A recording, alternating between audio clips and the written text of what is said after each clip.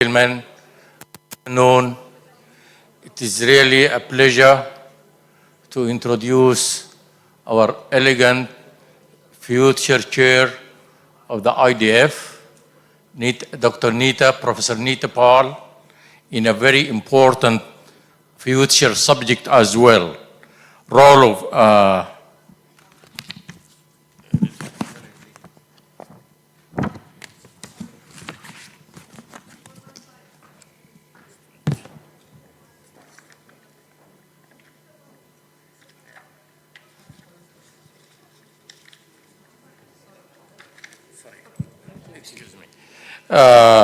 digital health solutions for the management of diabetes. Please, Niti. Thank you very much, Mohammed. I'd like to say hello. Lovely to see you all.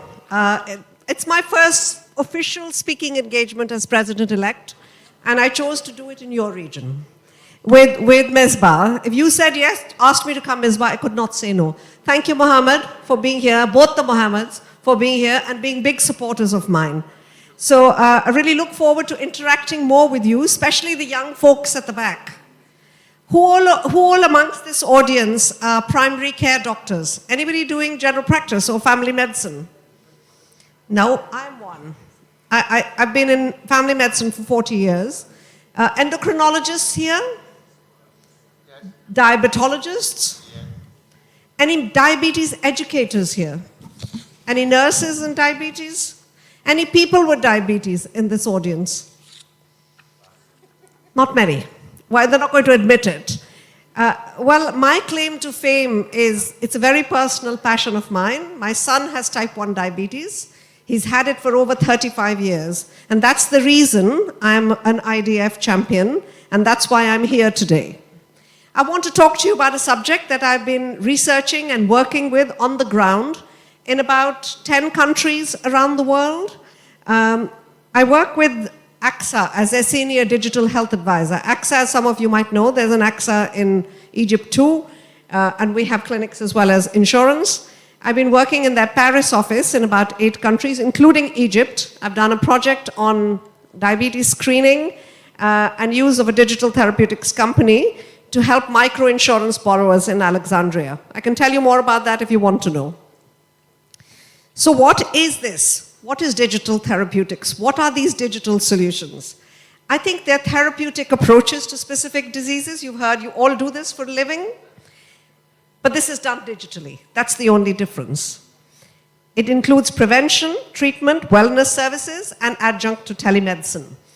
Anyone use telemedicine here? Or you've got one there. Anyone else use telemedicine for their patients? You use it. Any one of your patients actually come to you with something that they picked up off an app? Many people do, right? So this is an adjunct to that. I just want to frame the terminology. What is digital therapeutics? It's digital health, but also includes well-being and prevention. So all the stuff that you were talking about. But of course, health and well-being and prevention can go beyond health. And we all know this. Finland is the only country in Europe to have reversed the type 2 trend. And they reversed the type 2 trend by going beyond medicine, by going beyond what you normally see. It was a whole socioeconomic thing that they did, and their value propositions very different. They start from school onwards. So what is it? I frame digital health and digital therapeutics from a customer perspective, from a patient point of view.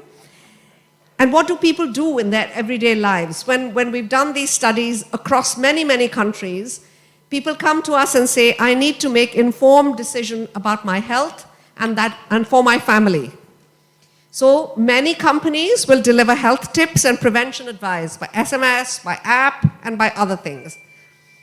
Number 2, people ask, I need advice from a trusted expert, but I need this 24/7. I need to be able to get to my doctor, my healthcare professional, my community health worker 24/7. So this included phone consultations. Do all of you do phone consultations with your patients? Anyone who does phone consultations with their patients? Do you do WhatsApp consultations with your patients? You do, right? So this has become a norm now. You send a picture by WhatsApp and SMS, and you can get trusted advice. Number 3 is I need affordable access to healthcare. And that's become a really big passion of mine. I only work now mostly in low and middle income countries. I work with mass market, even with AXA insurance. So when you put together some of these things to people and you say it's going to cost you what? $20 a time or $40 a time, nobody's going to buy it. And I know in Egypt as well, I've had a similar experience in Alexandria with microinsurance borrowers. If it's more than $1 or $2, they're not going to pay for it. So it needs to be affordable. So there's lots of things that do fast-track appointments with doctors, pharmacy prescriptions at a preferred price. I've done this in Nigeria. If anybody knows Nigeria, very difficult, broken market, chaotic market, but we've done that there. And then the last one, which is really important, is I need economic support to cover my surgery or my hospital stay or my emergency medicine if you end up in hospital.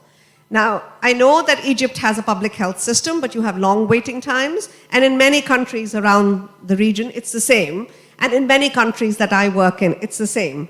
So people do need financial protection. They need something to be able to cover them.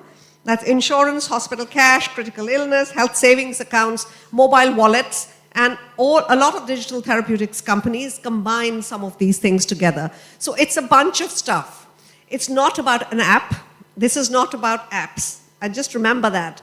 Many people will come to you with an app that looks really lovely and shiny. It's an ecosystem thing. You cannot have an app and nobody knows how to use it. Or somebody hasn't got enough data on their phone to be able to download it, which is in many, many countries, is what I find. It's a tech thing, it's not. It's a consumer-led thing. It's customers and consumers who are using this. Your patients are going to come to you with this. You're going to have to make yourself au fait with this. Otherwise, your patients will tell you what they need. And I guess I was speaking to my Jordanian friend on type 1 diabetes. A lot of patients are already coming to you with the pump they've chosen, with the CGM they've chosen. They're not asking you, they've already chosen one. And they're asking you to help them administer it. It's a channel, it's not a channel of distribution. It's a transformational healthcare thing. And in many countries, I've seen this has transformed the access to services for many people. It's something we have to do. It's actually not that. It's an opportunity to become relevant to people's lives. So I just keep bringing this back to the customer, the consumer, the patient. If you want to become relevant to your patients' lives, you're going to have to engage with this. Again, if you see, it's a consumer-led transformation that I'm seeing worldwide. It's come mostly from the Western world, but I'm seeing this in India, I'm seeing it in China, I've seen it in Korea. The health industry landscape was a physician-focused. Now you get a lot of patients, you've got ChatGPT telling a patient what's wrong with them. So you've got it's a very highly engaged, empowered customer that's coming to you now. From isolated individuals, it's become socially connected. Social media is very rampant.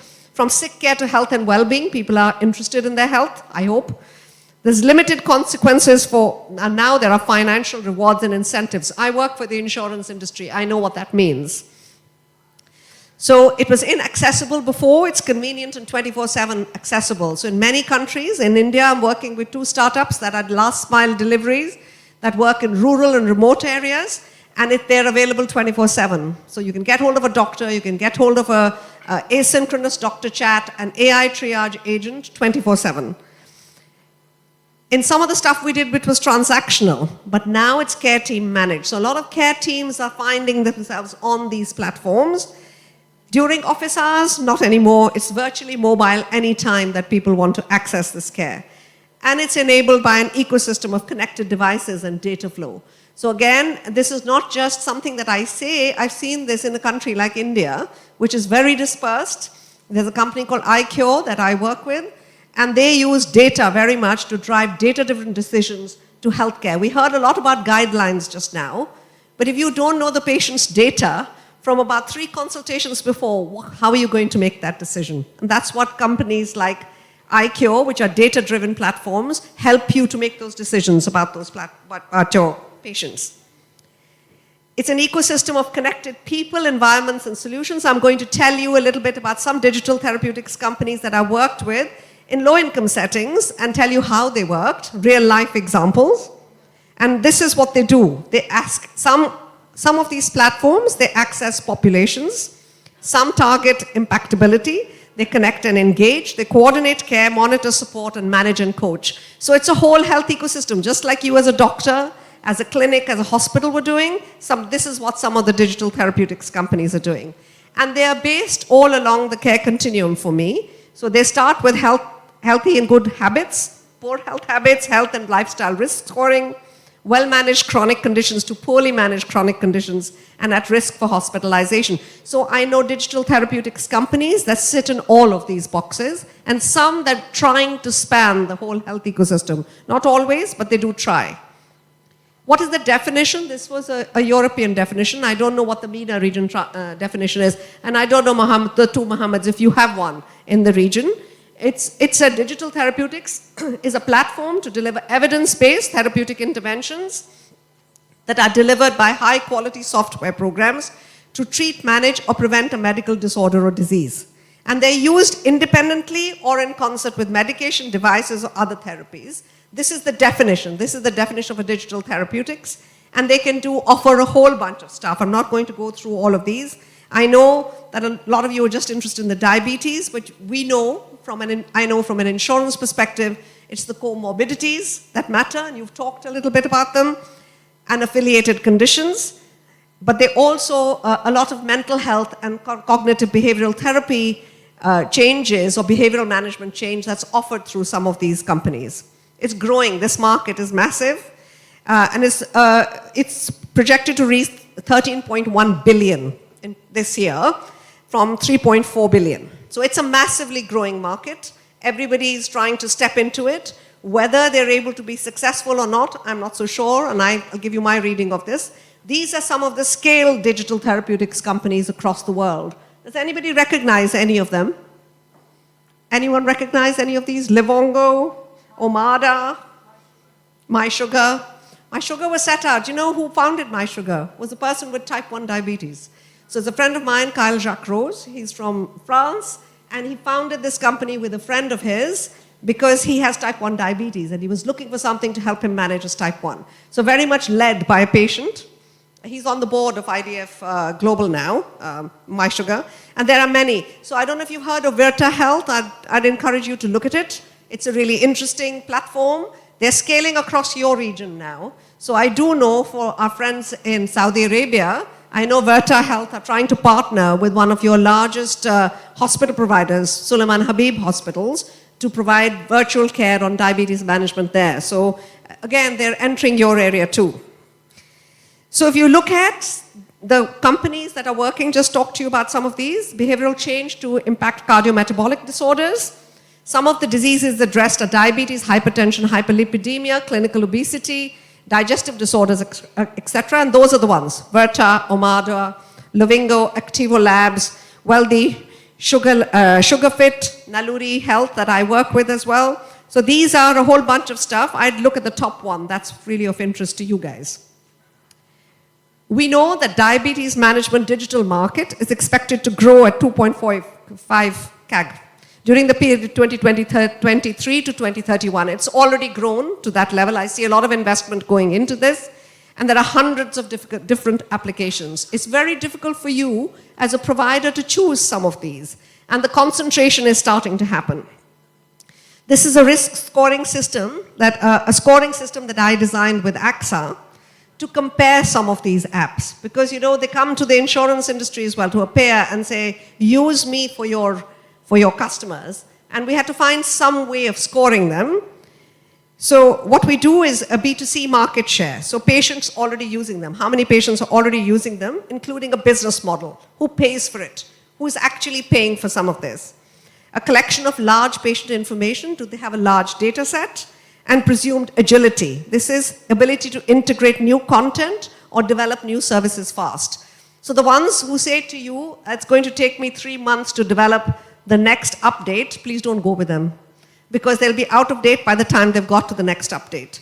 So the ones that are really, really quick and fast developments, those are the ones to use. So some of these things I call diabetes companions. They're the companion to the patient, they're a companion to the physician. And this is some of the data that they've been collecting. So if you're looking at population data sets, this is what you can get from them. So there's blood pressure, side effects on nausea and constipation, particularly for GLP-1s, estimated HbA1c, height or BMI, weight, GLP-1 dosage, concomitant treatments, concomitant diseases, lifestyle factors, cardiovascular events. Adherence information is not always present with a lot of these apps. LDL cholesterol, sometimes not there, and EAGFR, not always present in some of this. So it's important for you to actually check some of this out to see what data people are collecting so you can get some use out of them. These are some of the leading ones. I've talked to you a little bit about them. So these are, I've got 15 minutes left. I don't know what I'm going to say for 15 minutes because I speak really fast as well, just letting you know. So these are some of the overview of the leading diabetes companies in Europe. MySugar was one that you've identified. And they're available to a lot. So they have estimated HbA1c, blood glucose, standard deviations for the week, the swings, the time, the treatment to target. It's a freemium model. So you can get it for free, you try it out, and then they give you the paid model, just like a Spotify or a YouTube or something like that. And it's a class 2 medical device, class 2B medical device certified now because it's giving you medical advice, which is the other thing in Europe. You've got to be really careful that if you're giving medical advice, you have to be classified as a medical device. Then you have Gluco, another interesting one that I found. It's a medical device class 1. It's a HIPAA compliant one. It gives you glucose trends, food, exercise, weight, blood pressure, possible HbA1c predictions, and insulin dosing. So it's mostly used by people with type 2 diabetes on insulin or type 1s. Both these, MySugar and Gluco, are used mostly by those customers. You have diabetes.m. Again, it does nutrition and calories data, weight history, blood pressure, HbA1c, cholesterol history, but you have to put it all in. So your patients will, if they're using it properly, will have put all of this in. It's a class 1 medical device. Then you have Glucose Buddy, again, type 1 and type 2, and it does all of what I've said to you. It's a freemium model again, so it's given for free. You try it, test it. If you like it, then you pay for it. You do a lot of this. I don't know how many of you download apps and then forget about them. How many of you downloaded an app in the last 3 months and forgotten? There you go. 2, 3, 4. I do it all the time. And then I forget. And then I remember I might have bought something. You've got diabetes.co.uk. It's not Diabetes UK. I put the wrong one there. It's diabetes.co.uk. They have many. So they have a Know Your Risk tool. They have quarterly magazines they have a very social content page as well. They have helpline and experts for advice and support on the phone. They have an online forum. And they fund new researches. It's a tracker app in helping to manage the disease. It's £3 a month to become a member, and you get access to latest news in the diabetes community. So this is much more of a social thing rather than becoming a medical device, and they don't call themselves a medical device. And then you've got social diabetes, which is in the LATAM area. So it's Spanish-speaking world can follow some of this. Any of you have anything of like this type in the MENA region, please let me know. I'm working with one of your digital health providers called Altibbi. Anyone knows Altibbi? Based out of Jordan, they're working in Saudi Arabia, they're working in the Emirates, and I'm working with them to develop a diabetes program. Again, they have something like this, but it's not fully functional yet. The other examples that I bring you from, those examples are brought to you from Europe and from America, from the US. These are examples from a different bunch of people. Naluri is from Indonesia, so very low-cost diabetes management program, mostly based on behavioral change. Omada, of course, in the US, but they have expanded their reach. Hallmask from Singapore. Weldy from India, again, a really interesting program that is very low cost. And other digital health players who are stepping into this market. There's one I work with, it's called Abby Global Health. And it uses native platforms. That means it uses Facebook Messengers, WhatsApp, Line, Telegram to do doctor chats, asynchronous doctor chat, and a triage of your symptoms, as well as give you digital therapeutics advice. It's a very interesting one. If you haven't seen it, please have a look. Really interesting, as is Altibbi in your area. Abby Global Health is present in about 20 countries now. It's a digital telemedicine service through WhatsApp, and it doesn't get you to download another app. So that's why it's used much more quickly then the adoption is much quicker. So this is Naluri Life. It's an AI-augmented digital health solution for mental and physical health that included diabetes. I'm not going to take you through all of this. It was present in Malaysia and Indonesia, but I have used them for blue-collar worker screening for the retail sector in Indonesia. So these are people that work on shop floors, people who are working in factories. We've helped screen them, and then we put them on a Naluri Life program and try and reduce their risk. We found an uptake, their uptake of digital services and well-being services increased by 64% in some of these places. And these were relatively younger folks. They weren't that old, but they were at risk. Certainly, I found one person who had a blood pressure of 200 over 120 on one of the screenings that we did with Naluri Life. Again, a very digital program. It took a long time for us to embed it, to get people to use it.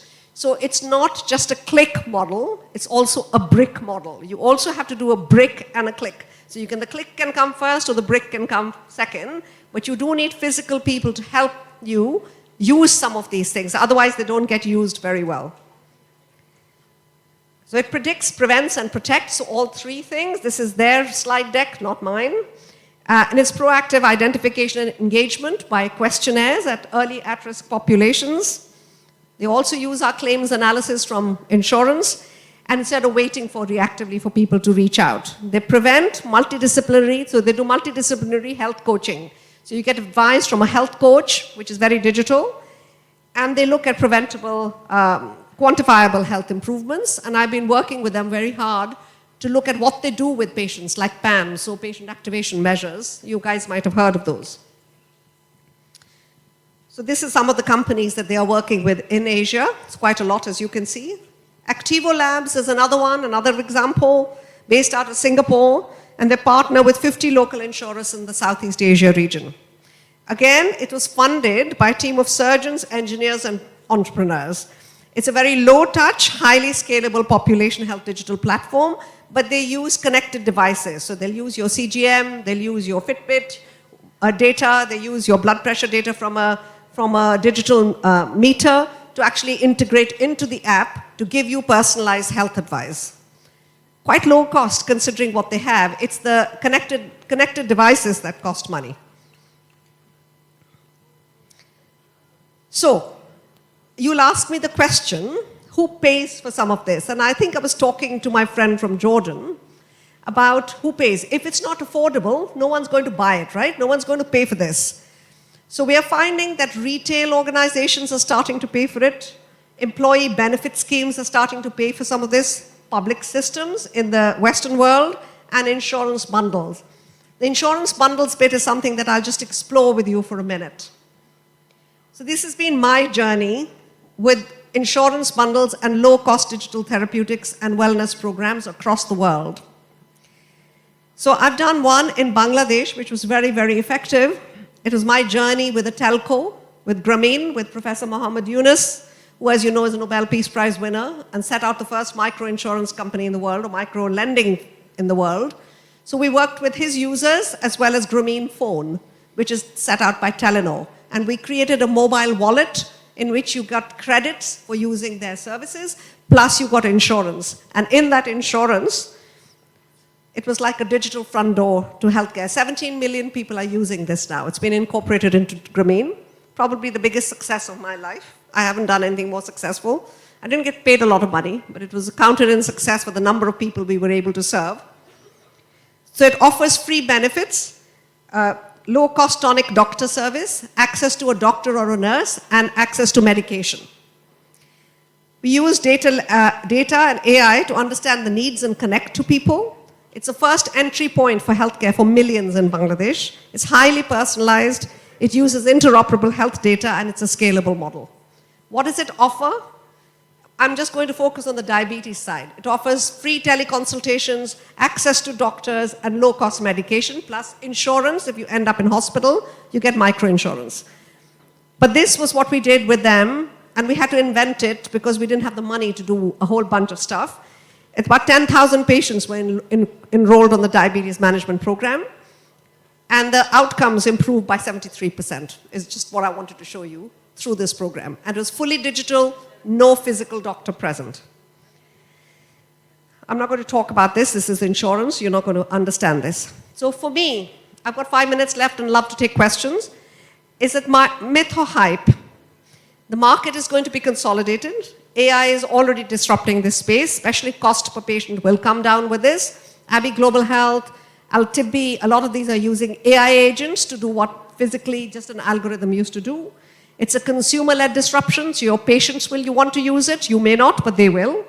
Data will drive new therapies and coordinate care. I work with a deep biotech company at the moment, and we found 3 new uses for drugs that were normally used for asthma. We found the use in diabetes, of all places, using Drosophila models.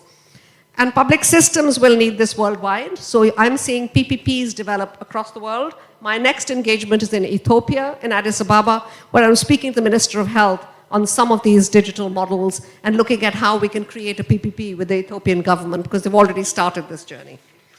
So thank you very much. I'd love to take questions. Thank you.